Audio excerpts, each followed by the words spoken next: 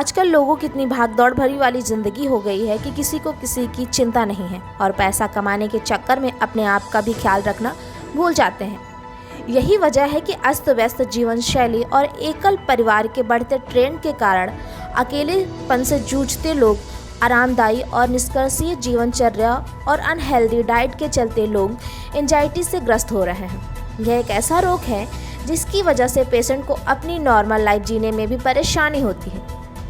ऐसे में ज़रूरी है कि एंजाइटी के लक्षण आते ही उसका तुरंत ट्रीटमेंट करवाएं। इसमें लोगों को बार बार अचानक घबराहट होने लगती है। तो आइए जानते हैं कि घबराहट क्या है। घबराहट का अर्थ है किसी बात में होने या न होने की संभावना को लेकर डरा हुआ और परेशान महसूस करना।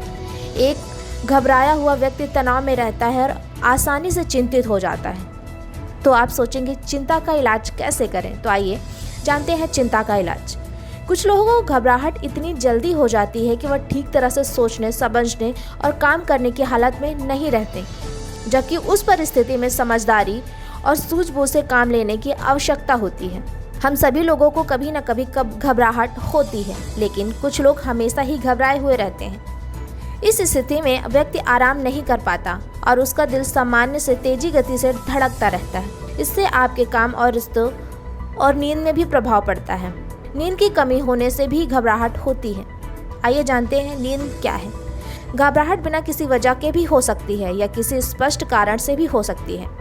घबराहट के साथ कई अन्य शारीरिक लक्षण भी हो सकते हैं। अधिकतर यह लक्षण हृदय, फेफड़ों, तंत्रिका और पेट व आंतों से संबंधित होते हैं।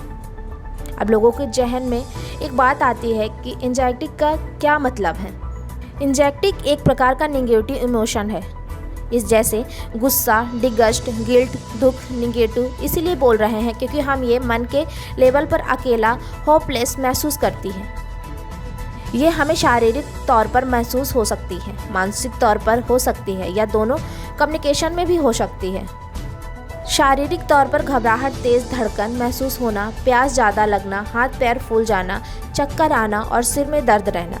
मानसिक तौर पर अप्रिय घटना के बारे में चिंता करते रहना, किसी मैटर पर बहुत ज़्यादा सोचना, याददाश्त पर असर पड़ना, फोकस ना कर पाना। डर में डेंजर प्रेजेंट भी होता है। उसमें धड़कन कुछ समय के लिए बढ़ती हैं, हाथ पैर में खून का दौरान कुछ समय के लिए बढ़ जाएगा, पर कुछ समय बाद हम उसे ओवरकम कर लेंगे और वो ठीक हो जाएगा। एंजाइटी में काफ़ी लंबे समय तक ये लक्षण बने रहते हैं, बार बार उभर कर आते हैं। एंजाइटी अगर आसानी से कंट्रोल ना हो तो इसके एपिसोड रेगुलर हो तो क्लिनिकल एंजाइटी डिसऑर्डर का खतरा हो सकता है। नॉर्मल एंजाइटी लाइफस्टाइल में मामूली बदलाव करके कंट्रोल की जा सकती है, लेकिन क्लिनिकल एंजाइटी के लिए ट्रीटमेंट लेना जरूरी होता है। ये 3 तरह के होते हैं। जनरलाइज्ड एंजाइटी डिसऑर्डर, इसमें आप डे टू डे लाइफ से जुड़ी चीज़ों के बारे में चिंता करते रहते हैं। बच्चों की पढ़ाई, पैसे की चिंता और वो इस लेवल पर हो जाती है कि आप 24 घंटे उस बारे में सोचते रहते हैं। फोबिया एक स्पेसिफिक ऑब्जेक्ट या सिचुएशन पर फोकस होते हैं। ये अलग अलग तरह के एंजाइटी प्रोड्यूस करते हैं। ये अटैक के फॉर्म पे महसूस होती है, पैनिक अटैक के फॉर्म में, और फिर दूसरा अटैक ना आए इस बारे में भी डरते रहते हैं।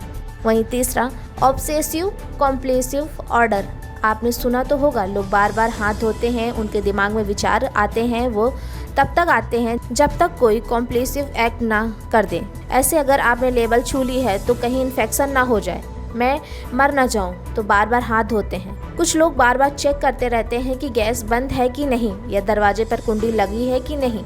इन तीनों तरह की एंजाइटी का इलाज साइकियाट्रिस्ट करते हैं। अगर आपको एंजाइटी की दिक्कत है तो इसका इलाज मुमकिन है, लेकिन इसके बारे में जानना जरूरी है, इसकी पहचान करना, डिनायल मोड से बाहर आना कि हमें तो मेंटल दिक्कतें नहीं हो सकती हैं। साथ ही ज़रूरी है कि दोस्तों का, परिवार का साथ मिले। इस पर खुलकर बात करने की ज़रूरत है ताकि लोग जागरूक हो सकें, अपनों का ख्याल रख सकें, तन और मन दोनों की सेहत का ख्याल रख सकें। हर खबर पर होगी आपकी पकड़। सब्सक्राइब करिए हमारे चैनल विद्रोही आनंद को और बेल आइकॉन दबाना न भूलिए।